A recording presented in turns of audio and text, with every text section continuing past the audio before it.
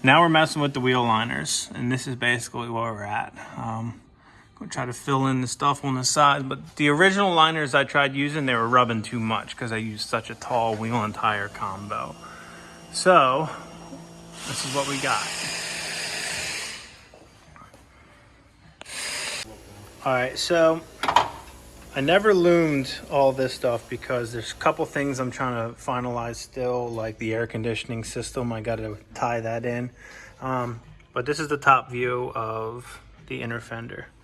So now we'll be able to actually make some solid hardware to fasten the computer. We'll make a drop down lip on this side to keep water out and everything like that. And then over in here is what we're gonna get that filled in. So about halfway there on this side, and then we got to tackle over here.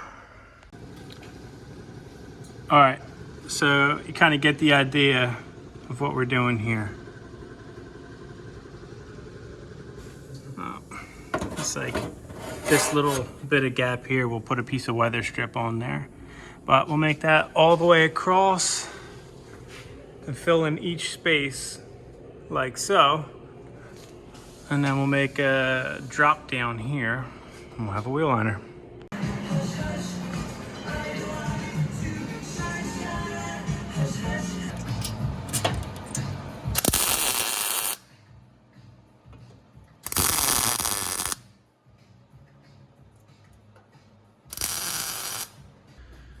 All right, give you an idea here. Computer is fastened. That's what it looks like in the car. And then we'll build a little rubber flap here, and also a little rubber flap at this bottom opening here. It'll attach right along here and kind of fill that space in.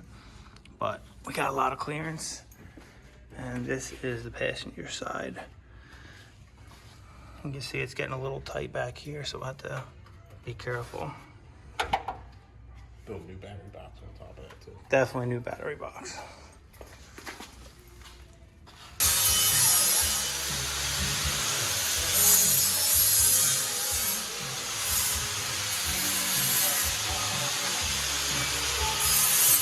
Final test fit. Computer's mounted. Everything's in. It's bolted up. Passenger side. Relocated the battery box, the fuse mount holder. Now, time to pull it all apart, get it all epoxy black.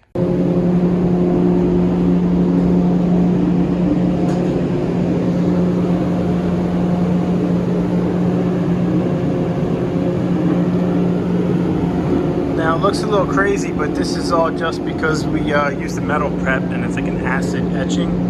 So disregard all that staining.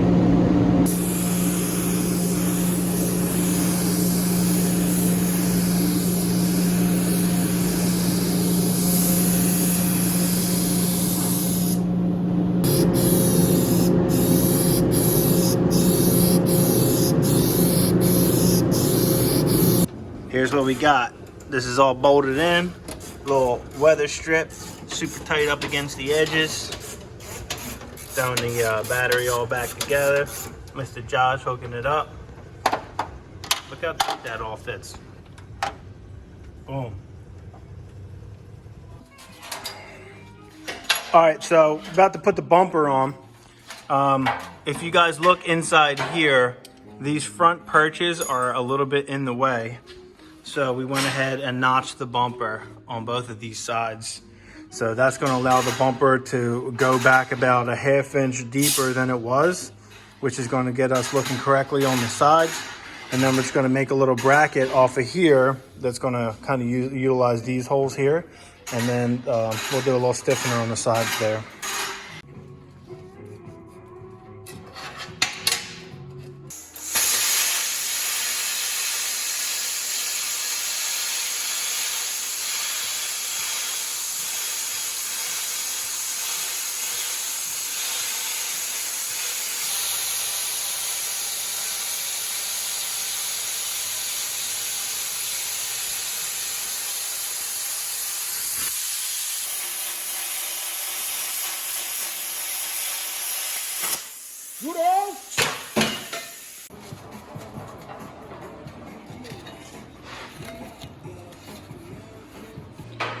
Got some holes.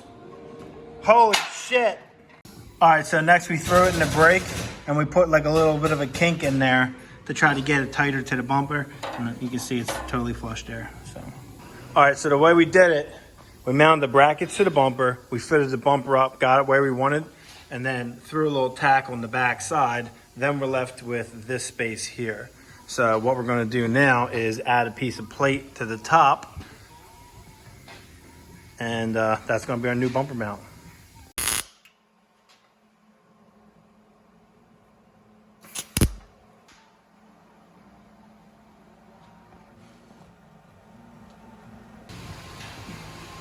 The final product, one up top, one on the sides. We'll paint it up, done deal. All right, so the bumper's on. My bumper's super bent because I tried pulling myself out of a ditch one time and it's all trash, but I like it because it's dirty and ugly. But that's basically the gap along the front.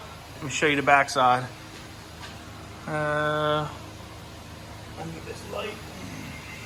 Hold up. All right, here we go. So that's what it looks like. Real easy to get to the bolts. As you can see, we kind of just welded there. You saw the other ones we put in. And one thing's really cool is the height here is pretty much perfect for the lower support. So, check out Jimbo. Sexiest truck alive. I ain't gonna be able to show you guys too much of this rear bumper install because it's heavy as shit and we are short-handed over here. You know what I mean? It's just me and Josh, so. But basically, this is where we're at. This is what it looks like. This is our frame. We're using this spacer right now to hold the bracket. But basically what we're gonna end up doing is making a bracket that connects here to here. Pretty cut and dry, pretty simple. So, Josh said, make sure everybody knows that all these parts are made on CAD, cardboard and doodling. So check these brackets out. So this is the upper control arm box that we're using as a template here. Basically, boom, factory stuff. So we're just gonna bolt this bumper to this cardboard and hopefully it holds. Plasma time.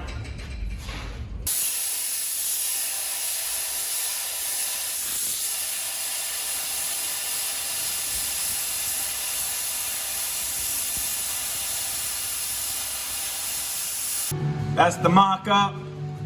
About to weld it up, drill some holes. Show you the fitment of the rear bumper. Put it up as much as we could. Try to tuck it a little bit. All right. Super big day today. Exciting news. Jimbo is done. You guys get excited. Some people get excited about some of the stuff I post. These exotics, all these other cars. I'm excited about this one. This is the shit that really gets me going. Check this out.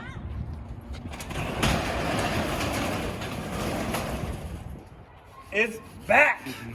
It took like probably 2 months to do this, right?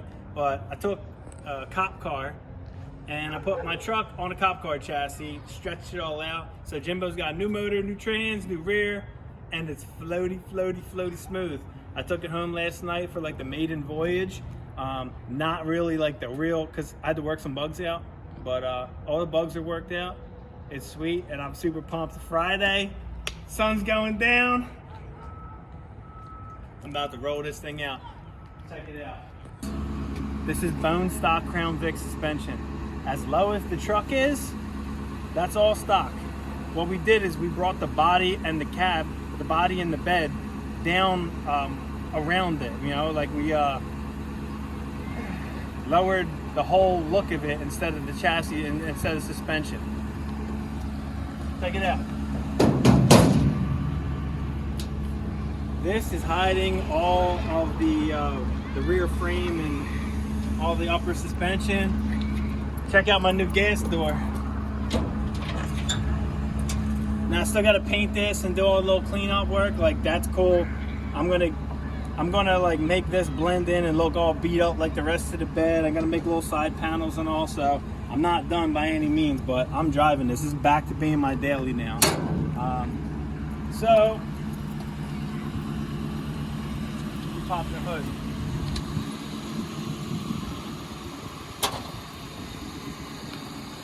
These are the wheels from the Crown Vic. I just redid them. I put some limousine tires on there. I'm going to do the pinstripe around the wheel in the red. That'll look cool. I still got the dull headlight on this side. Super pumped about that. Not fixing it. And the motor looks like it came in there. I got a little bit of cleanup work to do on the wiring. I didn't want to loom anything because I still have to like integrate the turn signals on the cluster, a couple little small things, get the reverse lights to work. Little bugs. Like I said, I'm not 100% done, but I'm driving it. This is all stuff I'm going to work out while I'm driving the truck. So huge, huge day.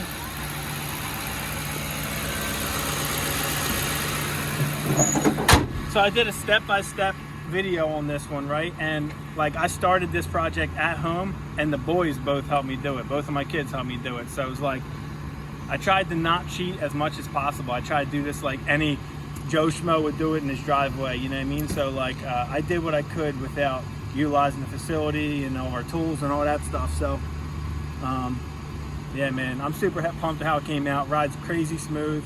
It's got way more power than it ever had, and I was going to coyote swap it. I might still, but I'm kind of feeling like this motor might end up just getting a set of twin turbos, and because it's so quiet and smooth, man, I really like it. But I'm going to post a video up. Basically, I'm going to do a whole clip video of like just a breeze through of the whole project, but then I'm also going to have like the whole playthrough, step by step, of everything I did. So, you know, if this is something that you're into and you want to do one, like, you can watch this. You could totally watch that video and do the whole job yourself. So, like, share, comment, subscribe on YouTube. Appreciate you guys checking out my build.